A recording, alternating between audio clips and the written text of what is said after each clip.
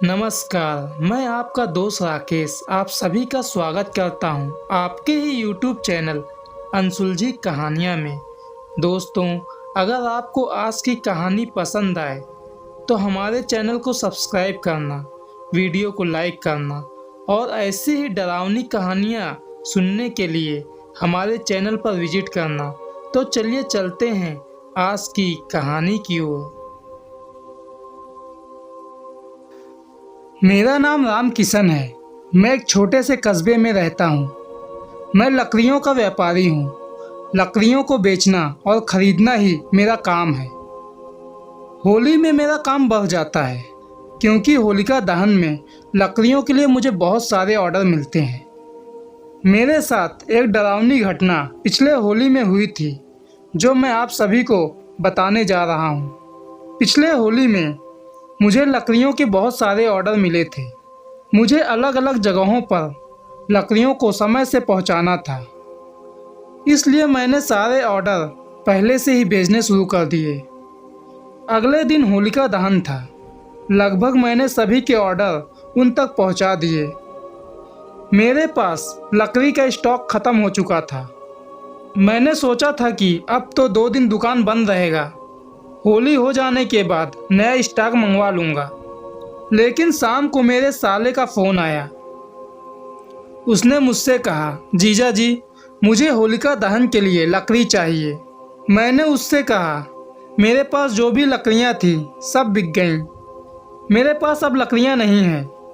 तब मेरे साले ने कहा, जीजा जी कहीं से भी आप लकड़ियों का इंतज़ाम करो ना, नहीं तो मेरी होली ख़राब हो जाएगी। मैंने साफ साफ मना कर दिया। मैंने कहा अगर पहले मुझे बताया होता तो मिल जाता, लेकिन इतने कम समय में लकड़ियों का इंतज़ाम कर पाना बहुत मुश्किल है। यह बोलकर मैंने फ़ोन रख दिया। कुछ देर बाद मेरी घरवाली ने मुझे फ़ोन किया और कहा, मुन्ना आपसे लकड़ियों के लिए कह रहा है तो लकड़ियाँ उसे दे दो ना। वैसे मैं बता दूं कि मेरे साले का नाम मुन्ना है। मैंने अपनी घरवाली को बहुत समझाया लेकिन वो नहीं मानी। दुनिया भर की बहस करने लगी। तब मैंने थक हार के मुन्ना को लकड़ी देने का वादा कर ही दिया। अब मुझे चिंता हो रही थी कि लकड़ियों का इंतज़ाम कहाँ से करूं। मेरे दुकान में मेरे साथ 2 वर्कर काम करते हैं। उन्होंने मुझसे कहा, भैया आप चिंता क्यों कर रहे हो, अपने दुकान के पीछे से ही तो जंगल शुरू होता है, वहाँ से लकड़ियाँ ले आएंगे। मैंने कहा, अभी समय कितना हो रहा है? देखा है रात के 9 बज रहे हैं। इस समय जंगल में जाएगा। और मान भी ले अगर हम जंगल से लकड़ियां ले आएंगे तो वो गीली लकड़ियां होंगी। तब वो दोनों कहने लगे, भैया हमारे पास कुछ सूखी लकड़ियां तो है ही, उसमें कुछ गीली लकड़ियां मिलाकर भेज देंगे। मैंने सोचा ये भी ठीक है, इतने कम समय में तो लकड़ियों का इंतज़ाम होगा नहीं। फिर हम तीनों लकड़ियां लाने के लिए जंगल में चले गए। जंगल में जाने के बाद हमें कोई अच्छा पेड़ दिख नहीं रहा था जिससे हम लकड़ियां काट सकें।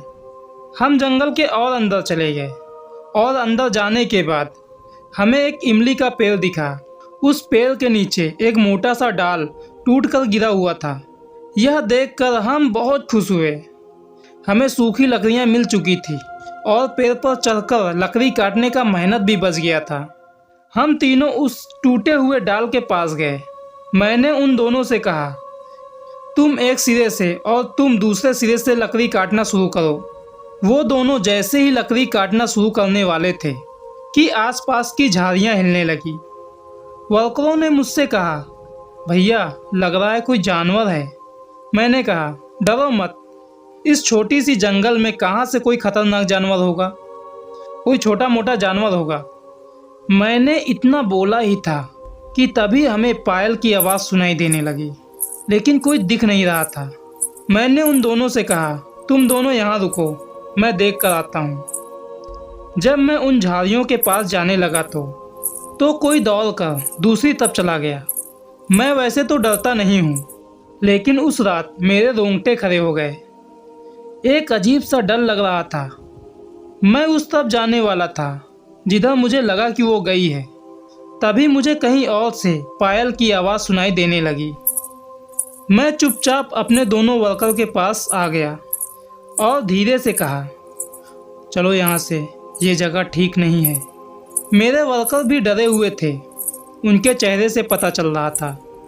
हम तीनों वहाँ से जाने ही वाले थे कि हमें कुछ 10 कदम की दूरी पर सफ़ेद रंग का कुछ दिखा। उसका आकार तो इंसानों के जैसा ही था। हम जहाँ खड़े थे वहीं हमारे पैर जम गए। धड़कन इतना तेज चल रहा था कि ऐसा लग रहा था कि दिल बाहर को आ गिरेगा। जैसे तैसे हम अपने आप को संभाल ही रहे थे कि अचानक से वो चीज़ हमारी तरफ दौड़ना शुरू कर दिया। हम तीनों तो डर कर वहीं गिर गए। मेरे दोनों वर्कर तो वहीं बेहोश हो गए और वो सफ़ेद चीज़ बहुत तेज़ी से इमली के पेड़ के ऊपर चढ़ गया। मैं तुरंत अपने वर्करों को होश में लाने की कोशिश में लग गया। राजू, कल्लू, उठ जा। मेरे भाई, मुझे डर लग रहा है। तभी मुझे कुछ चबाने की आवाज़ सुनाई दी। वो आवाज़ इमली के पेड़ के ऊपर से आ रही थी। जब मैंने ऊपर देखा तो वो सफ़ेद चीज़ मुझ पर कूद गई। मैं डरकर तो वहीं बेहोश हो गया। अगले दिन मेरे वर्करों ने मुझे जगाया, लेकिन एक अजीब बात यह थी कि वहाँ कोई लकड़ी का कटा हुआ डाल नहीं था। घर आने के बाद मैंने सब कुछ अपने घर वालों को बताया।